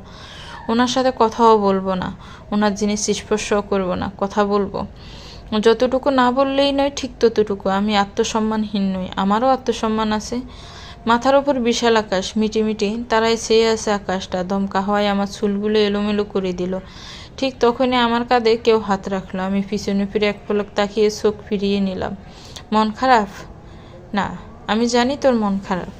তুই সবার কাছ থেকে লুকাতে পারলেও আমার কাছ থেকে লুকাতে পারবি না। মন খারাপ কেন? মন খারাপের কারণ কাউকে বলতে নেই। কাউকে মন খারাপ এটা বলাচ্ছে আমি ভালো আছি, এটা বলা ভালো। আমার মন খারাপের কারণটা হয়তো তার কাছে হাস্যকর মনে হবে, বা উপরে উপরে সহানুভূতি দেখালেও ভিতরে ভিতরে আনন্দ পাবে। তোর আমাকে এরকম মনে হয়? তুমি তো আমার বেস্ট ভাইয়া। আমি তো জাস্ট এমনিই বললাম। আমার মনে একদম ভালো। কলেজ লাইফ শেষ হয়ে গেল। কতদিন হলো বান্ধবীদের সাথে দেখা হয় না। পুরনো দিনের কথাগুলো অনেক মনে পড়ছে। এটার জন্য মন খারাপ করতে হয়? তোর সব ফ্রেন্ডরা মিলে কালকে একটু ঘুরে আয়। সবাইকে ফোন দিয়ে বল যে তাদের সাথে দেখা করতে চাস, তাহলেই তো হয়। তুই ভালো আছিস তো? এটা আবার কেমন প্রশ্ন? আমি ভালো থাকবো না কেন? আমাকে দেখে তোমার মনে হচ্ছে আমি খারাপ আছি? চোখের দেখা সবসময় ঠিক হয় না। আমাদের চোখের সামনে যা ঘটে তা কি সব সময় ঠিক হয়? চোখে দেখাও অনেক সময় ভুল হয়। হয়তো তুই আমার সামনে ভালো থাকার অভিনয় করছিস, কিন্তু তুই ভালো নেই। রুদ্রের সাথে তোর সব ঠিকঠাক আছে। উফ ভাইয়া, তুমি আমাকে নিয়ে একটু বেশি চিন্তা করছো। আমি একদম ঠিক আছি। ওনার সাথে আমার সব ঠিকঠাক আছে। এখন মনটা বেশ ভালো। ভাইয়ার সাথে কথা বলে মন খারাপ ভাবটা কেটে গেছে। আব্বুকে আমাকে নিজের হাতে খাইয়ে দিয়েছে। আম্মুর কোলে মাথা রেখে আব্বু আম্মুর সাথে কত শত কথা বললাম। কালকেই ও বাড়ি ফিরে যেতে হবে, এটা ভেবেই মন খারাপ হচ্ছে। ওনার সাথে ফিরে যেতে আমার একদমই ইচ্ছে করছে না। রুমে এসে দেখি উনি শুয়ে পড়েছেন। প্রথম দিনের মতো আজকেও উনি বিছানার মাঝ বরাবর কোলবালিশ দিয়ে শুয়ে আছেন। উনি চোখের ওপর হাত রেখে শুয়ে আছেন। দেখে বোঝা যাচ্ছে না সজাগ নাকি ঘুমিয়ে গেছেন। আমি আর কিছু না ভেবে রুমের লাইটটা অফ করে কোলবালিশের অপর পাশে গুটি মেরে শুয়ে পড়লাম ওনার দিকে ফিট দিয়ে। সকালে উনি আমার আগেই ঘুম থেকে উঠলেন। ঘুম থেকে উঠেই উনি মর্নিং ওয়াকে চলে গেলেন। আমি ফ্রেশ হয়ে এসে ব্রেকফাস্ট করতে বসলাম।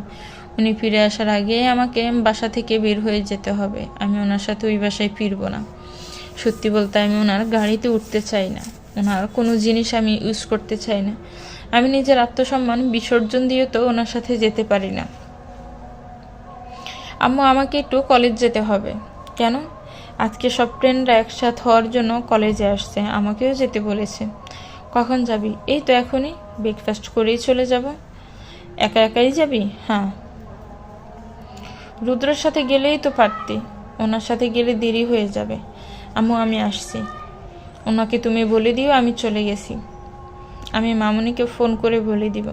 তারপর আব্বুর কাছে গেলাম। আব্বু, আমি আসছি। এখন চলে যাবি? কলেজে একটু দরকার ছিল। আচ্ছা চল, তোকে আমি গাড়িতে তুলে দিয়ে আসি। আচ্ছা চলো। অ্যাডমিশন কোচিংয়ে কোনো দিন ভর্তি হবি? আগামীকাল। তুমি নিয়ে যাবে? অবশ্যই। তোর জীবনের এমন কোনো স্পেশাল দিন আছে যেদিন তোর সাথে আমি ছিলাম না? তুই ডক্টর হ, এটা যেমন তোর স্বপ্ন তেমন আমারও। আগামীকাল 10টার সময় তোকে নিয়ে যাব।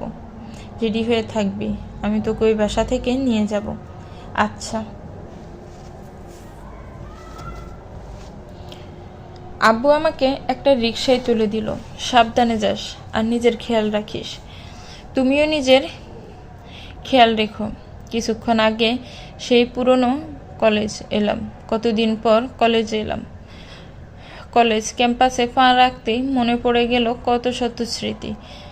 এই কতদিন হলে এই কলেজ থেকে বিদায় নিলাম, কিন্তু মনে হচ্ছে কত বছর হয়ে গেছে কলেজটা দেখি না, কলেজের প্রিয় মুখগুলো দেখি না। এই কলেজের সাথে জড়িয়ে আছে কত শত মধুর স্মৃতি, যেগুলো ফিরে আসার না প্রিয়। বান্ধবীদের ফোন দিলাম, তাদের আসতে আরও 10 মিনিট।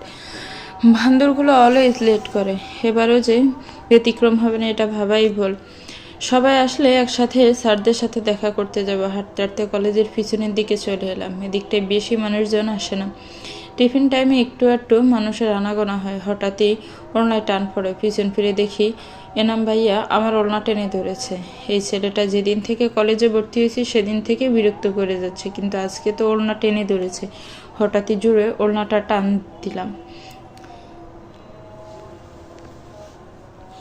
পিছন ফিরে দেখি এনাম ভাইয়া আমার ওড়নাটা টেনে ধরেছে। এই ছেলেটা যেদিন থেকে কলেজে ভর্তি হয়েছে সেদিন থেকেই বিরক্ত করে যাচ্ছে, কিন্তু আজকে তো ওড়না টেনে ধরেছে। হঠাৎই জোরে ওড়নাটা টানতে রাগের শরীর থরথর করে কাঁপছে। কিছু বলার জন্য পিছনে ঘুরতেই একটা ছেলে এসে এনাম ভাইয়ার নাক বরাবর ঘুষি মারে।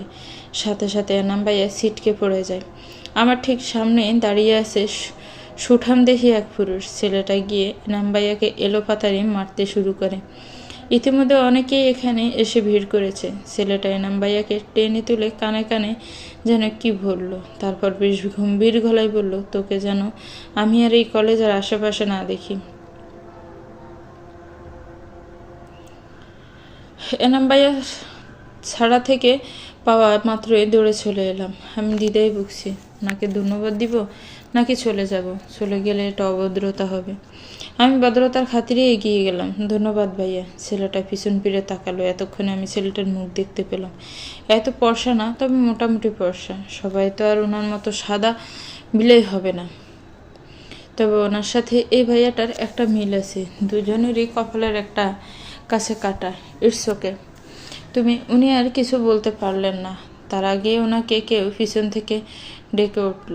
উনি সেদিকে চলে গেলেন। তখনই আমার দিকে এগিয়ে আসলো আমার মোস্ট ফেভারিট স্যার। স্যারকে দেখে ঠোঁটের কোণে এক টুকরা হাসি ফুটে উঠল। এই কলেজের সবার প্রিয় স্যার উনি।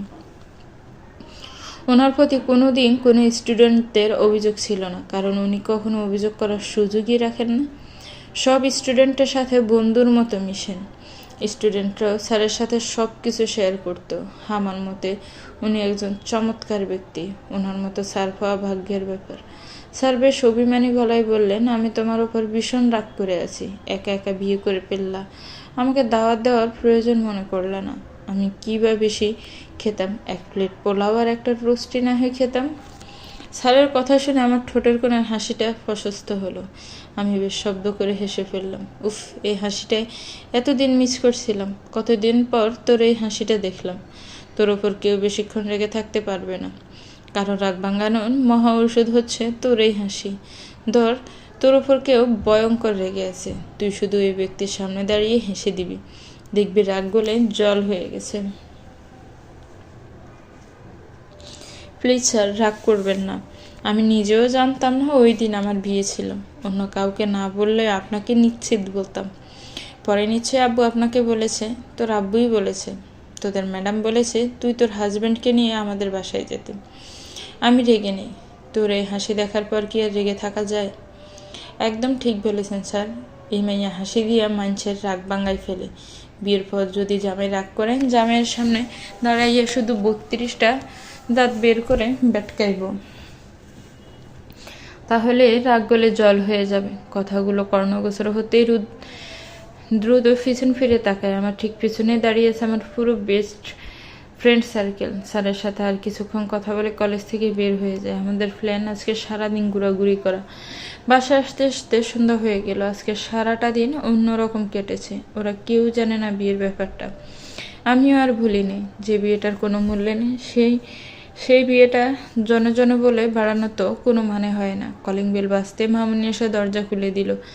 মামনি আমাকে দেখে বলে উঠলো, কেমন কাটলো আজকে সারাদিন বন্ধুদের সাথে? মামনি সেই মনে হচ্ছিল সবাই মিলে আবার স্কুল লাইফে ফিরে গেছি। আগে ফ্রেশ হয়ে আয়, তারপর তোর কাছ থেকে সব গল্প শুনবো। আমি মাথা দুলিয়ে রুমে চলে এলাম। রুমে আসতেই কেউ আমার হাত টেনে ধরে। পাশ ফিরে তাকাতেই দেখি রুদ্র। ফুরফুরে মুখটাই নষ্ট করে দিলাম। কেউ ওড়না টেনে ধরেছে, কেউ তো হাত টেনে ধরছে। আমি কি টানাটানি করার জিনিস নাকি? ওনার কর্কশ গলা কর্ণগোচর হলো। সারাদিন কোথায় ছিলে? আমাকে না বলে ওই বাসা থেকে তোমার আসার সাহস হলো কি করে? হাতটা ছাড়ুন। উনি আরো শক্ত করে আমার হাতটা চেপে ধরলেন। ওনার সব রাগ যেন আমার হাতের উপর জারছে। আমি কি বলছি শুনতে পাচ্ছ না? আমার বলা কথা তোমার কানে ঢুকছে না? একদমই না। আপনার মতো রোবটিক মানুষের কথা শুনতে আমি একদমই ইচ্ছুক নই। কি বলুন তো? আপনার সাথে কথা বলতেও আমার বিরক্ত লাগে। আমি হাত ছাড়ানোর চেষ্টা করতেও উনি আমাকে কাবাডের সাথে চেপে ধরলেন। আমার সাথে কথা বলতে বিরক্ত লাগে? তো কার সাথে কথা বলতে ভালো লাগে? আজকে সারাদিন কার সাথে ছিলাম? আপনিও বলুন, আপনার সাথে কথা বলা যায়? নরম সুরে কখনো কারোর সাথে কথা বলেছেন? সবসময় গম্ভীর। এজন্যই তো আপনার সাথে কেউ এত বেশি ঘেঁষতে চায় না। সারাদিন কার সাথে ছিলাম সেটা আপনাকে জানানোর প্রয়োজন বোধ করছি না। আমাকে জানানোর প্রয়োজন বোধ করছো না তো কাকে জানাবা বলো? এবার আর নিজের রাগ নিয়ন্ত্রণ রাখতে পারলাম না। ধাক্কা দিয়ে ওনাকে দূরে সরিয়ে দিলাম। চিৎকার করে বলে উঠলাম, কিসের অধিকার দেখাচ্ছেন আপনি আমার উপর? আপনার কোনো অধিকার নেই আমার উপর। আমি সারাদিন কোথায় ছিলাম সেটা জিজ্ঞেস করার অধিকার আপনার নেই। আপনি আমাকে নিজের স্ত্রী হিসেবে মানেন না, আবার আমার উপর অধিকার দেখাবেন। আমাকে কি খেলনা পুতুল মনে হয়? সেটা ভেবে থাকলে আপনি ভুল করবেন। যেদিন আমাকে নিজের স্ত্রী হিসেবে মানতে পারবেন সেদিনে আমার উপর নিজের অধিকার দেখাতে আসবেন, এর আগে না।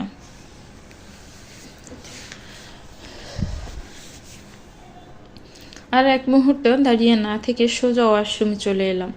উনি যা হা করে আমার দিকে তাকিয়ে আছেন তা ভালো করেই বুঝতে পারছি। ওনার সাথে আগে কখনো চিৎকার তো দূরে থাক উচ্চস্বরে কথা বলিনি, তাই তো উনি এত অবাক হয়েছেন। সন্ধ্যা হতে রাত 10টা পর্যন্ত ওনাকে আমি এড়িয়ে চলেছি। খুব কড়াকড়িভাবে ওনাকে ইগনোর করে চলেছি। এটা হয়তো উনি খেয়াল করেছেন, হয়তো না। রুমে আসতেই উনি বলে উঠলেন, পড়াশোনা কি একেবারে ছেড়ে টেড়ে দিবা নাকি? আমি ওনার দিকে ব্রু কুঁচকে তাকাই। উনি একটু নড়ে চড়ে বসেন। উনি বিছানার উপর বসেছিলেন আর কোলের উপর ছিল ল্যাপটপ। উনি পা দুটো আর একটু গুটিয়ে বিছানার উপর বসেন। তোমার তো ডক্টর হওয়ার ইচ্ছা, তো অ্যাডমিশন কোচিংয়ে কি ভর্তি হবা না? কে বললো ভর্তি হব না? অবশ্যই হব।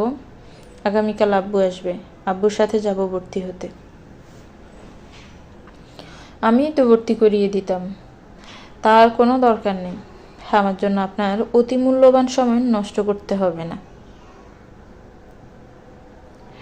তোদের মাঝে ঝগড়া টগড়া চলছে নাকি? রুদ্র তোদের বাসা থেকে এসে জিনিস ভাঙচুর করলো, তুই বাসায় আসতেই চিৎকার চেঁচামেচি করলো। মামনি করা প্রশ্নে চমকে উঠলাম। ঠোঁটের কোণে হাসি ফুটিয়ে বললাম, না মামনি, কোনো ঝগড়া হয়নি। তোমার হার্টলেস ছেলের সাথে ঝগড়া করা যায়? কথায় কথায় ধমক দেন শুধু। দেখো, কেউ হয়তো ওনার কথা শুনেনি, তাই হয়তো রেগে আছেন। এই ছেলেকে নিয়ে যে আমি কি করব? সব সময় শুধু রাগ, রাগ যেন নাকের ডগায় গিয়ে ঘুরে। রাত প্রায় 9টা বাজে। উনি এখনও হসপিটালে। আমার সাথে ঝগড়া করে হসপিটাল থেকে আর্জেন্ট কল আসায় বাসা থেকে বের হয়ে গিয়েছিলেন। কারোর সাথে কোনো প্রকার কথা না বলে চলে গিয়েছিলেন। আমি ওনার ব্যাপারে ভাবনা চিন্তা বাদ দিয়ে ওয়াশরুমে চলে এলাম। হাত মুখে পানি দিয়ে নিচে বিছানায় করে শুয়ে পড়লাম। নিচে শোয়ার কারণ ওই যে আত্মসম্মান। ওনার করা অপমান তো আমি ভুলিনি। ওনার কোনো জিনিস আমি ছুঁয়েও দেখব না বলে দিলাম তো। আর এই বেডটা ওনার টাকায় কেনা, সেটা আমি ভালো করেই জানি। তাই এখানে শোয়ার কোনো প্রশ্নই আসে না। কারো ধাক্কাধাক্কিতে ঘুম থেকে লাফিয়ে উঠলাম। চোখ ডলে তাকিয়ে দেখি সামনে রুদ্র বসে আছে। আমি এখনো ঘুমে ডুলছি। ঘুম জড়ানো কণ্ঠে বললাম, কি হয়েছে? কি সমস্যা আপনার? আমাকে কি আপনি শান্তিতে ঘুমোতেও দিবেন না? আমার শান্তি কি আপনার সহ্য হয় না? নাকি ফোন করে নিয়েছেন এই রিয়া নামক মেয়েটির সব শান্তি আমি হারাম করে দিব?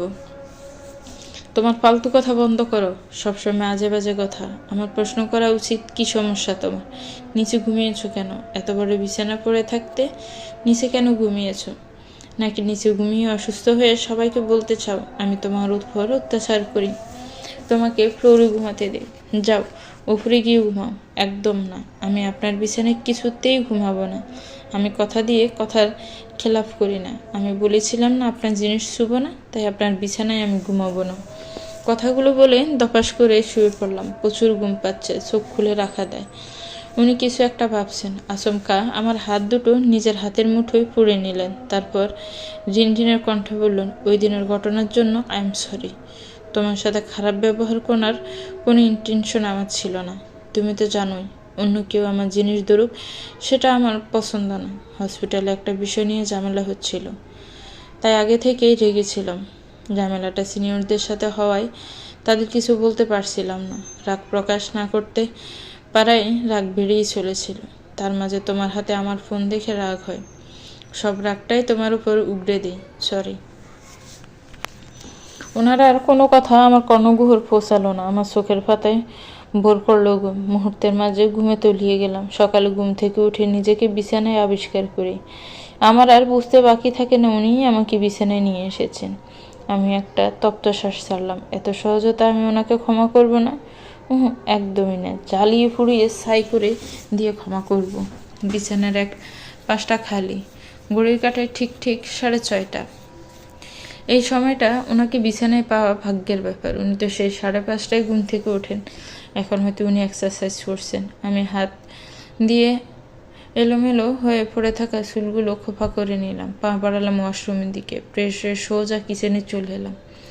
এক মগ কপি করে রুমে চলে এলাম। মামনি হয়তো এখনও ঘুম থেকে ওঠেনি। ইয়ারফোন কানে গুঁজে দিয়ে বেলকনিতে চলে এলাম। হাতে কপি মগ, কানে বাজছে সফট মিউজিক, আর সামনে সকালবেলার মনোরম পরিবেশ। সকালের ঠান্ডা শীতল হাওয়া আমার চোখে মুখে বাড়ি খাচ্ছে। কফি মগে আনমনে চুমুক দিতে দিতে নিচে তাকাতে আমার চোখ দুটো আটকে যায়। রুদ্র প্রস্রাব করছেন। একটা অফ হোয়াইট রঙের পাতলা টি শার্ট আর কালো রঙের স্পোর্ট ট্রাউজার পরে আছেন। কপাল বেয়ে টপ টপ ঘাম ঝরছে ওনার। ওনাকে অসম্ভব সুন্দর লাগছে। আমি আগে কখনো ওনাকে সেভাবে লক্ষ্য করিনি। আসলেই উনি অনেক ফর্সা, আমার থেকে হয়তো 1000 গুণ বেশি ফর্সা। আমি ওনার মতো এতটা লম্বাও না। ওনার গলা পর্যন্ত পৌঁছাতে আমার 3 দিন লাগবে। কোথায় 5 ফুট 1 ইঞ্চি আর কোথায় 6 ফুট। আকাশ পাতাল তফাৎ। হুট করে ঘাড়ে কারো হাতের স্পর্শ পেয়ে আমি লাফিয়ে উঠি। ফলস্বরূপ গরম কপি পড়ে যায় হাতের উপর। এমন করে হঠাৎ গরম কিছু হাতে পড়ে যাওয়ায় আমি আর্তনাদ করে উঠি। কপিটা বেশ গরম ছিল। আমার চিৎকার শুনে রুদ্রের সামনে চলে আসে। আমাকে নিয়ে দ্রুত ওয়াশরুমে চলে যায়। আমার চিৎকার শুনে মামুনি আর আঙ্কেলও চলে এসেছে। আমার হাতের উপর কলটা ছেড়ে দিলেন। হাতের উপর শীতল পানি গড়িয়ে যাওয়াতে জ্বালা পোড়া একটু কম পড়ছে। আমি ওনার শার্ট খামচে ধরে ঠোঁট চেপে ধরে বসে আছি। চোখ দিয়ে টপ টপ করে ক্রমাগত জল গড়িয়ে পড়ছে। আমাকে এই অবস্থা দেখে মামুনি অস্থির হয়ে পড়লেন। উনি আমাকে নিয়ে রুমে আসলেন। বিছানায় বসিয়ে দিয়ে মামুনিকে বললেন, আম্মু, আমার রুমে কোনো বার্ন ক্রিম নেই। গেস্ট রুমে দেখো বার্ন ক্রিম আছে, একটু নিয়ে আসো তো। মামুনি দৌড়ে চলে গেলেন। উনি এখন আমার হাত ধরেই বসে আছেন। অতঃপর শীতল কণ্ঠে বললেন, এখন কি একটু বেটার ফিল করছো? আমি মাথা দুলিয়ে সম্মতি জানাই। উনি আবার বলে উঠলেন, সরি, আমার জন্যই এসব হলো। আমার জন্যই তোমাকে এতটা কষ্ট সহ্য করতে হলো। আপনার সরি বলার দরকার নেই। আমাকেই আর একটু সাবধান হওয়া উচিত ছিল। আসলে আমি বড্ড কেয়ারলেস। কথাগুলো বলে একটু হাসার চেষ্টা করলাম। উনি হয়তো আমার কথাগুলো শুনে সন্তুষ্ট হতে পারলেন না। মুখটা আগের মতো করেই বসে আছেন। আব্বু ঠিক 10টার সময় এসে বাসায় এসে হাজির হলেন। আব্বু আমার পুড়ে যাওয়া হাত দেখে অস্থির হয়ে পড়লেন। বাচ্চাদের মতো আমাকে বকে যাচ্ছেন। অনেক কষ্ট করে আব্বুকে শান্ত করি। অবশেষে আমি অ্যাডমিশন কোচিংয়ে ভর্তি হওয়ার জন্য রেডি হয়ে আসলাম। কিন্তু রুদ্র আমাকে আব্বুর সাথে দিতে নারাজ। উনি জেদ ধরে বসে আছেন উনিই আমাকে নিয়ে যাবেন। আব্বু ওনার জেদের কাছে হার মানলেন। আব্বু চলে গেলেন। যাওয়ার আগে আমাকে বলে গেলেন, বলেছিলাম না, মানুষ একবারই ভুল করে, বারবার না। রুদ্রই তোর জন্য বেস্ট। আব্বুর কথার কোনো প্রতি উত্তর করলাম না, নীরব রইলাম। অতঃপর চলে এলাম। একটু পর উনিও রুমে আসলেন। দেখুন, আব্বুকে পাঠিয়ে দিলেও আমি আপনার সাথে কিছুতেই যাব না। আপনার টাকায় আমি কিছুতেই ভর্তি হব না।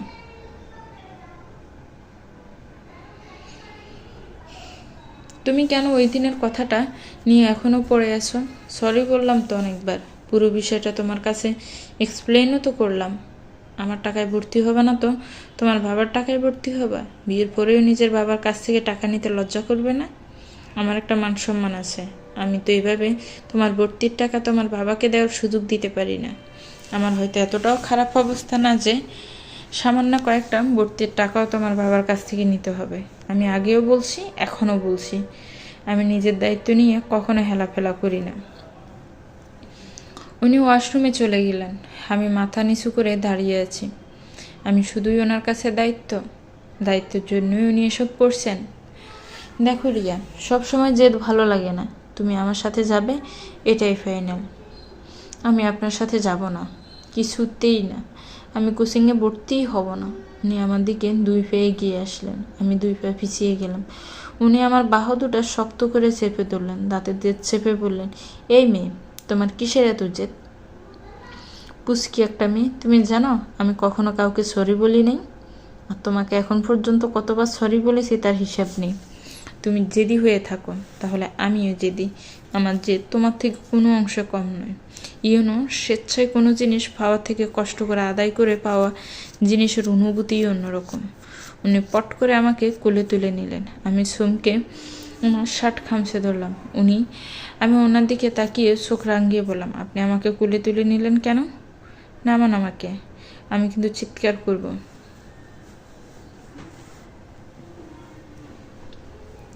চিৎকার করেও কোনো লাভ নেই। তোমার চিৎকার শোনার মতো এই বাসায় কেউ নেই। আব্বু আম্মুকে নিয়ে ডক্টরের কাছে গেছে। সন্ধিটা দিয়ে 5 দিনের ছুটি নিয়েছে। বর্তমানে বাসায় আছে আমি আর তুমি আর রহিম কাকা। রহিম কাকা তোমাকে সহ্য করতে পারে না। আমি যদি তোমাকে মেরু ঘুম করে দিই, তবুও রহিম কাকা কিছুতেই বলতে আসবে না। এখনই চুপচাপ আমার সাথে চলো, না হলে সত্যি সত্যি আমি তোমাকে খুন করে ফেলবো। তুমি আমার রাগ সম্পর্কে ভালো করেই জানো। উনি আমাকে কোলে নিয়ে বাসা থেকে বের হয়ে এলেন। রহিম কাকা কেমন চোখ বড় বড় করে তাকিয়েছিলেন। লজ্জায় আমার মরি মরি অবস্থা। উনি আমাকে গাড়িতে বসিয়ে দিলেন, সিট বেল্ট বেঁধে দিলেন, তারপর নিজে গিয়ে ড্রাইভিং সিটে বসে পড়লেন। পটপট করে ধাক্কা দিয়ে গাড়ি থেকে ফেলে দিব। ওখানে গিয়ে একদমই বেশি কথা বলবে না। আপনি কি বলতে চাইছেন? আমি বেশি কথা বলি? আমি বাচ্চাল? সেটা আমার থেকে তুমি ভালো জানো। আমি বেশি কথা বলি, তাও ভালো। আপনার মতো মেপে মেপে তো আর কথা বলি না। আপনি হার্টের ডক্টর হলেও আপনার হার্ট নেই ডাক্তারবাবু। এই একদম আমাকে ডাক্তারবাবু ডাকবে না। ডাক্তারবাবু নামটা শুনলেই চোখের সামনে 60 বছরের বৃদ্ধ ডক্টর ভেসে ওঠে। আমি শয়তানে হাসি দিয়ে বললাম, আজকে থেকে তো আমি আপনাকে ডাক্তারবাবুই ডাকবো। প্রত্যেক লাইনে 2 বার করে ডাক্তারবাবু ডাকবো। বুঝতে পেরেছেন ডাক্তারবাবু? উনি আমার দিকে তাকিয়ে বিরক্তির নিঃশ্বাস ছাড়লেন। আমি মুচকি হাসি দিলাম। উনি বেশ বুঝতে পেরেছেন কোনো জিনিস না করে আমাকে শোনানো যায় না। যেটা আমাকে না করা হয় সেটা আমি আরও বেশি করে করি। কিছুক্ষণ পরে একটা হসপিটালের সামনে গাড়ি থামালেন। আশেপাশে তাকিয়ে বুঝতে পারলাম এটাই ওনার হসপিটাল। আপনি আমাকে এখানে কেন নিয়ে আসছেন? মেডিকেল পাস না করিয়ে ডক্টর বানিয়ে দিতে চাইছেন নাকি? তুমি অলওয়েজ বেশি কথা বলো। একটু চুপ থাকতে পারো না? একটু কাজ আছে, আমি 5 মিনিটের মাঝেই আসছি। উনি গাড়ি লক করে চলে যাচ্ছিলেন। আমি পিছন থেকে চেঁচিয়ে বললাম, এই আপনি গাড়ি লক করে যাচ্ছেন কেন? গাড়ির লক খুলে দিয়ে যান। ইম্পসিবল, তোমার উপর আমার 1 বিন্দু বিশ্বাসও নেই। আমি ঘরের লক খুলে দিয়ে যাই আর তুমি লাফিয়ে লাফিয়ে গাড়ি থেকে নেমে যাও। তা তো আমি হতে দিব না। এখানেই বন্দি হয়ে থাকো। এই আপনি কিন্তু বেশি করছেন। মামনি আসলে আমি বিচার দিব। উনি আমার কথা না শুনে চলে গেলেন। 5 মিনিটের জায়গায় 10 মিনিট হয়ে গেল, কিন্তু ওনার আসার খবর নেই। বিরক্ত লাগছে। আমার ফোনটাও সাথে নেই, না হলে ফোন টিপে সময় পার করতাম। ওনার ফোনটা এখানেই পড়ে আছে, কিন্তু আমি তো ধরবো না। কিছুক্ষণ আগে উনি আমাকে কোচিংয়ে ভর্তি করে বাসায় নামিয়ে দিয়ে হসপিটালে গেছে। সারা বাড়ি জুড়ে আমি একলা। রহিম কাকাও একটু আগে বাজারে গেছে। রহিম কাকা আমাকে সহ্য করতে পারে না, বিষয়টা তেমন না। রহিম কাকার সাথে আমার একটু পর পর ঝগড়া লাগে, কারণ ছাড়াও ঝগড়া করি। মামনি আর আঙ্কেল আসতে অনেক দেরি, রাত 1টা বাজে। হুট করে ঘুমটা ভেঙে গেল। আমার ঘুম একবার ভেঙে গেলে সহজে আসে না। কতক্ষণ রুম জুড়ে পায়চারি করলাম, তবুও ঘুম আসছে না। আর এদিকে উনি আহাম্মকের মতো ঘুমাচ্ছেন। আমি আস্তে আস্তে রুমের দরজাটা খুললাম। যেই রুম থেকে বের হতে যাব, ওনার কথা শুনে দাঁড়িয়ে পড়লাম। এই তুমি এত রাতে কোথায় যাচ্ছ? নিজেকে চোর মনে হচ্ছে। চুরি করে ধরা পড়লে মানুষের অবস্থা যেমন হয়, আমার অবস্থাও ঠিক তেমন। আমি পিছনে ঘুরে একটা শুকনো হাসি দিয়ে বললাম, এই তো রাস্তায় হাঁটতে যাচ্ছি। কথাটা বলে জিহ্বায় কামড় দিলাম। ভুল মানুষের সামনে ভুল কথা বলে ফেলেছি। Are you mad? এত রাতে তুমি একা রাস্তায় হাঁটতে যাচ্ছ? তোমার কমন সেন্স নেই? আমি কি করব, ঘুম আসছিল না তো। আগে ঘুম না আসলে আব্বু আর ভাইয়ার সাথে হাঁটতে যেতাম। এখন তো আব্বু আর ভাইয়া নেই। আপনাকে তো বলে লাভ নেই, আপনি জীবনেও যাবেন না। এত কথা না বলে চুপচাপ এসে শুয়ে পড়ো। একদম না, আমি এখন কিছুতেই শুব না। আপনার ঘুমানোর ইচ্ছে থাকলে আপনি ঘুমান। উনি আমার দিকে চোখ রাঙিয়ে তাকিয়ে বললেন, দেখো রিয়া, আমাকে রাগিও না, চুপচাপ এসে শুয়ে পড়ো। আমি যদি এখন উঠে আসি সেটা তোমার জন্য ভালো হবে না। আমি চুপচাপ এসে শুয়ে পড়লাম, ওনার দিকে ফিট দিয়ে। ওনার দিকে এক পলক তাকিয়ে বললাম, আপনি একজন হার্টলেস ডাক্তারবাবু। কারো অনুভূতির মূল্য আপনার কাছে নেই। আবার মুখ ঘুরিয়ে শুয়ে পড়লাম। ওনার দিকে না তাকিয়ে বুঝতে পারছি উনি আমার দিকেই তাকিয়ে আছেন। সকাল থেকে ব্যস্ত হয়ে রেডি হচ্ছি আমি। 9টা থেকে কোচিং। উনি আমাকে কোচিংয়ে ড্রপ করে দিয়ে হসপিটালে যাবেন। এতক্ষণ ব্যস্ত হয়ে রেডি হলেও খাওয়ার সময় আমার আলসেমি শুরু হয়ে গেল। এদিকে উনি আমাকে তাড়াতাড়ি খাওয়ার জন্য তাড়া দিচ্ছেন। খাবার শেষ না করে টেবিল ছেড়ে উঠে পড়লাম। উনি গম্ভীর গলায় বলছেন, খাবার শেষ করার জন্য।